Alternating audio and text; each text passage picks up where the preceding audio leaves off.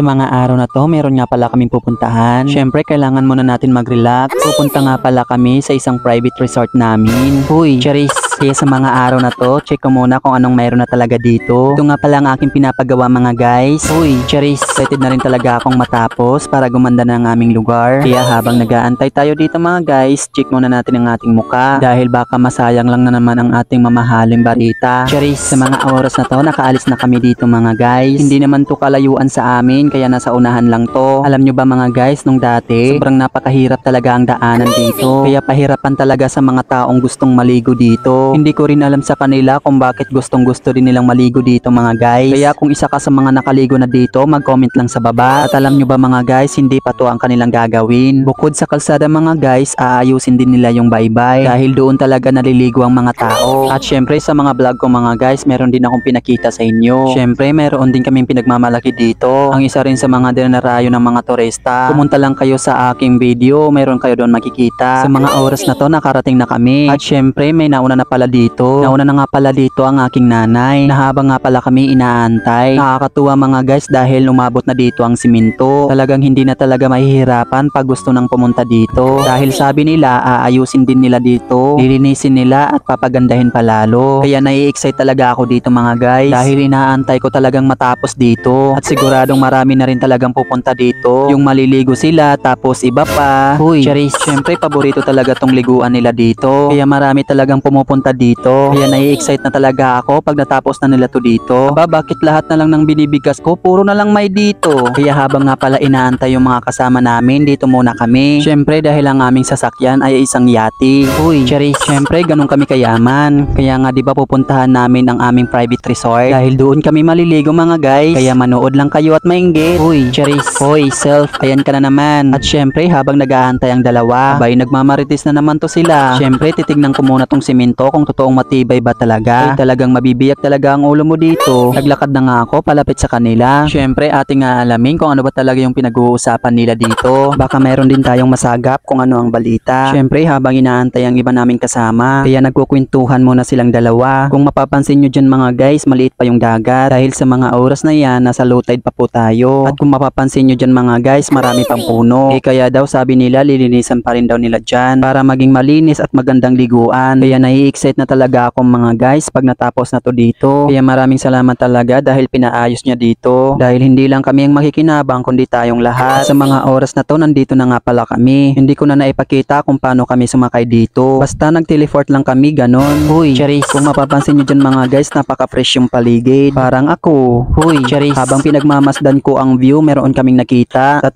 tao nga palang naglalakad sa dagat. Huy, Charis, ganito talaga dito sa amin mga guys. Pwede mong lakarin, pwede mong bangkain. Lalo na pag di talaga gaano kalaki pa yung dagat. Dahil dyan mismo sa part na dinadaanan nila, mababaw lang talaga. Ayan, hanggang dito lang muna ang ating video mga guys. Maraming salamat.